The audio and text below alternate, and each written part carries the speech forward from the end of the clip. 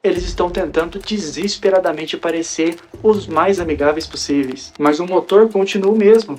As políticas que protegem a instituição acima dos indivíduos ainda estão lá. Imagina que você está entrando num pátio de venda de carros usados, num dia ensolarado, um dia bonito. Assim que você pisa no asfalto, um vendedor ele vai te avistar lá de longe. Ele vem com um sorriso longo, um aperto de mão firme, de confiança, que transborda essa confiança para você. Ele não para em nenhum dos modelos populares. Ele te guia diretamente para um veículo específico parado estrategicamente no canto do lote. Ele olha para você com toda a convicção do mundo e ele diz: ó, esse daqui é o melhor carro daqui. Honestamente, é o único que vale a pena você comprar. Todo o resto que você está vendo aqui nesse pátio é lixo. Vai te deixar na mão na primeira subida. Mas esse daqui, ele vai te levar onde você precisa. Pode confiar em mim. Agora eu te pergunto, em pleno ano de 2026, você assinaria a papelada ali mesmo, apenas porque ele disse que o carro é bom? Ou você pegaria o seu celular, você abriria em algum aplicativo de histórico veicular, você checaria a tabela de preços, você veria outras pessoas que comprou também aquele carro, você leria as avaliações de outros compradores antes de comprometer o seu suado dinheiro? A resposta, ela é óbvia, você checaria tudo isso, não é? Hoje em dia, nós temos uma ferramenta e a informação na palma da nossa mão. E é exatamente por isso que a organização Torre de Vigia está enfrentando uma crise sem precedentes. O produto deles, a religião das Testemunhas de Jeová, simplesmente não consegue sobreviver a um consumidor que decide fazer o dever de casa.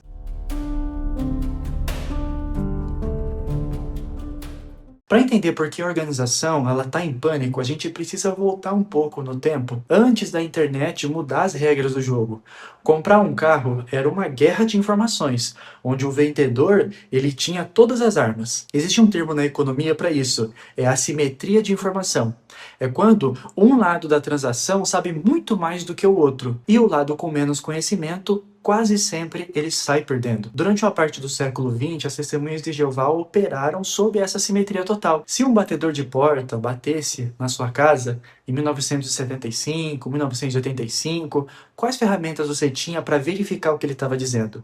Praticamente nenhuma. Não existia o Wikipédia para você catalogar as profecias falsas, não existia o Reddit para você ouvir ex-membros, não havia como acessar depoimentos de comissões reais em segundos, não havia a internet para você verificar julgamentos que as Testemunhas de Jeová elas passavam. O único histórico veicular disponível era a própria literatura da Torre de Vigia. Perguntar para a organização se ela é a religião verdadeira é o mesmo que pedir para um vendedor de carro usado escrever o próprio relatório de danos do veículo.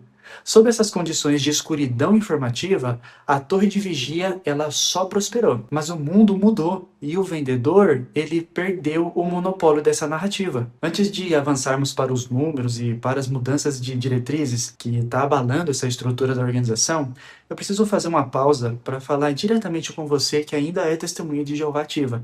Eu sei exatamente o que passa na sua cabeça quando você clica num vídeo como esse. Existe aquele frio na barriga, aquela voz interna dizendo que você está fazendo algo errado ou que você está sendo desleal. Eu quero que você respire fundo, quero que você me ouça um pouquinho. Eu não sou seu inimigo.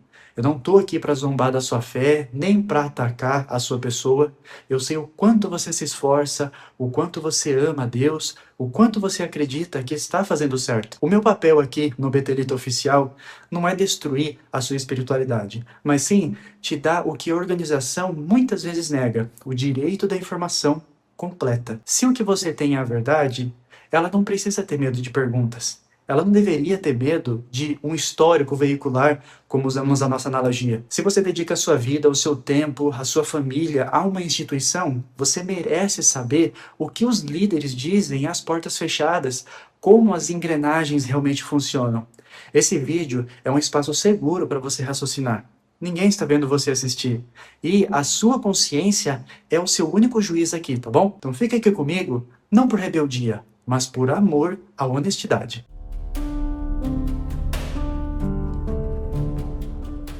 Se a Torre de Vigia fosse uma empresa listada na Bolsa de Valores, por exemplo, os acionistas estariam vendendo as suas ações agora mesmo. Mas por que isso acontece? Porque o dado mais vital para qualquer organização que dependa de novos membros é a taxa de retenção.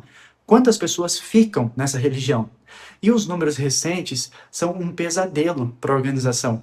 No mundo ocidental, nós estamos falando de algo sem precedentes. Cerca de 65% a 70% dos jovens que nascem em lares de testemunhas de Jeová decidem abandonar a religião em alguma fase da vida, assim que eles atingem a maioridade. Assim como aconteceu comigo também, quando eu atingi lá para os meus 30 anos. Pensa bem, 7 de cada 10 jovens, eles preferem enfrentar o isolamento familiar, preferem enfrentar o ostracismo e a perda de toda a sua rede social do que continuar comprando um produto que a organização oferece.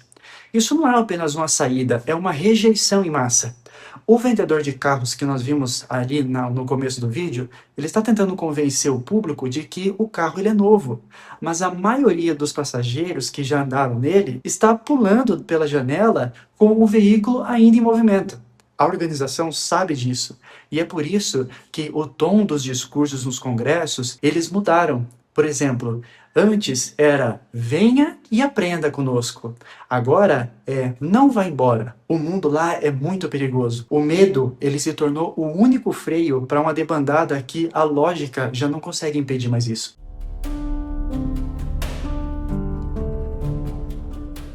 Mas se você abrir, por exemplo, o anuário ou os relatórios de serviço lá no site oficial, você vai ver que eles ainda celebram o crescimento, não é? Como que isso é possível? Aqui que entra a tática da maquiagem estatística. Já ouviu falar disso? A organização está fazendo exatamente o que as grandes corporações fazem quando o mercado ele satura. Elas mudam o foco para países em desenvolvimento, países que ainda não têm tanta informação, não têm internet. Enquanto os números estagnam ou caem vertiginosamente na Europa, nos Estados Unidos, na Austrália, eles focam agressivamente na África e em algumas partes da América Latina. Por que isso acontece? Porque nesses lugares a assimetria de informação, lembra que a gente falou no começo? Que a gente discutiu, ainda é uma realidade. Em locais onde o acesso à internet é limitado, o discurso da única religião verdadeira ainda encontra um solo muito fértil lá. Mas aqui que está o detalhe. Esse crescimento é uma ilusão de ótica financeira. Embora os números de batizados subam nesses locais, a contribuição financeira por pessoa ela é mínima. A organização está ganhando números, mas está perdendo o financiamento que sustenta a sua infraestrutura global. Eles estão trocando doadores de alto poder aquisitivo por uma base que não consegue pagar nem a conta da manutenção da sede.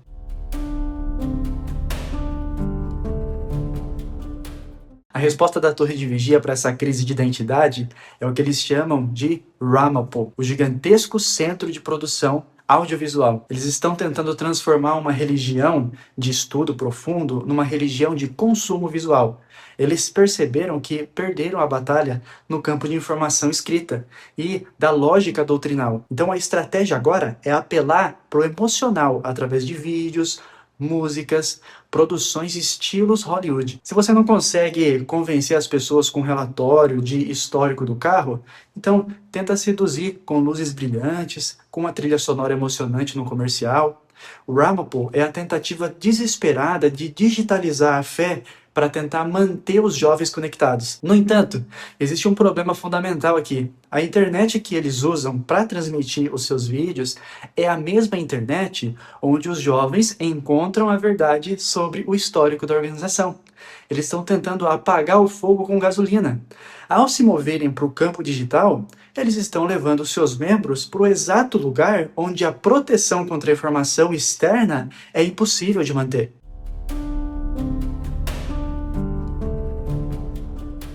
Sabe aquele vendedor de carro que a gente citou no começo? Imagina que ele percebe que ninguém mais quer comprar o carro porque ele parece velho, ultrapassado, rígido demais. O que ele faz? Ele não troca o motor, ele apenas dá uma pintura nova, coloca um cheirinho de carro novo, troca as capas do banco para parecer que o carro mudou. É exatamente isso que nós estamos presenciando com as mudanças recentes na organização. De repente, depois de décadas de proibição rigorosa, a barba ela está liberada. As mulheres agora podem usar calças no ministério, nas reuniões.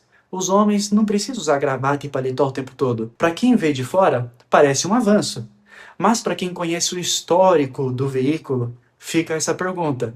Se essas regras eram baseadas em princípios bíblicos, imutáveis até ontem, por que mudaram agora num piscar de olhos? A resposta ela é simples. Não foi uma nova luz, foi uma pesquisa de mercado. Então é por isso que essa organização está tentando desesperadamente tornar o produto menos estranho para o mundo moderno e menos sufocante para quem ainda é testemunha de Jeová. E falando em histórico organizacional, eu vou deixar logo abaixo um link de um canal que para mim é o melhor canal que conta a verdadeira história da organização em detalhes, que é o canal do GCE, o TJ Ungido.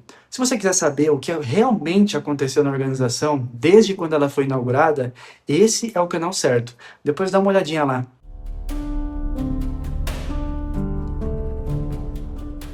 Talvez a mudança mais chocante de todas tenha sido o fim do relatório de horas para os publicadores. Durante quase um século, o seu valor como testemunha de Jeová era medido por um pedaço de papel onde você anotava cada minuto que passava na pregação. Se você fizesse poucas horas, era considerado como? Era considerado fraco espiritualmente. De repente, a organização aboliu isso. Por quê? A realidade é que os números de horas globais estavam despencando. Manter o relatório era manter uma prova documental da própria decadência. Ao eliminar os relatórios, eles eliminam a evidência visual do fracasso. Agora, ninguém sabe quem está realmente pregando ou não. É a tática definitiva para esconder a inatividade. Eles transformam a venda ativa em um sistema de apenas marca uma caixinha aí. Isso daí tira a pressão dos membros, é verdade, mas também destrói a última métrica de crescimento que a organização tinha. É o reconhecimento de que o modelo de pregação intensiva, ele faliu.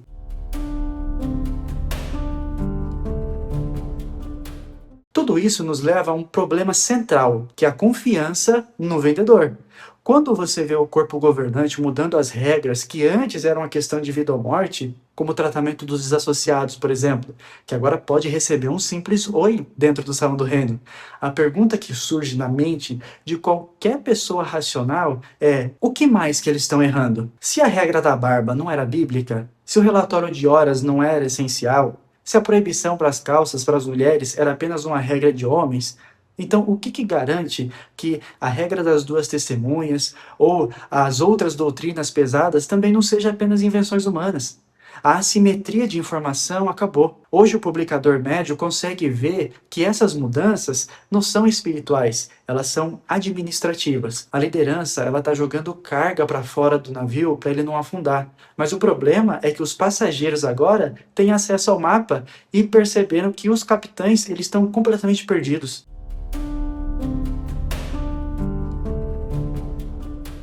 Para encerrar essa análise, a gente precisa falar sobre o preço que a organização cobra de quem decide que não quer mais esse carro, por assim dizer. Diferente de qualquer outra empresa ou religião comum, se você decide que o produto não serve mais para você, a torre de vigia não te deixa apenas ir embora em paz. Eles ativam a política do ostracismo. Não existe saída honrosa dentro da organização. Essa foi uma das frases mais marcantes que eu li no livro Crise de Consciência, do Raymond Franz, que foi um ex-membro do corpo governante e que despertou ainda lá dentro. Eles tentam destruir o seu sistema de suporte, proibindo seus amigos e familiares de falarem com você. Isso não é atitude de quem tem a verdade, é atitude de quem usa o sequestro emocional para manter a clientela. Mas o que nós estamos vendo hoje é que mesmo com esse custo altíssimo, milhares de pessoas estão dizendo: basta, eu não quero mais isso para minha vida. Depois de tudo que a gente analisou aqui hoje, fica uma pergunta fundamental. Até quando que é possível sustentar uma estrutura que muda as suas verdades quando a pressão externa se torna insuportável? Eu fiz diversos vídeos aqui em que a pressão externa, que eles não falavam para os membros, ficava muito intensa, eles aliviavam as regras. O que nós estamos vendo com as testemunhas de Jeová em 2026, que é o ano que eu estou gravando esse vídeo, não é uma evolução espiritual, não. É uma tentativa de sobrevivência institucional. Quando o acesso à informação era controlado, a organização podia se dar o luxo de ser rígida. Agora que o histórico do carro está público, eles estão tentando desesperadamente parecer os mais amigáveis possíveis. Mas o motor continua o mesmo. As políticas que protegem a instituição acima dos indivíduos ainda estão lá.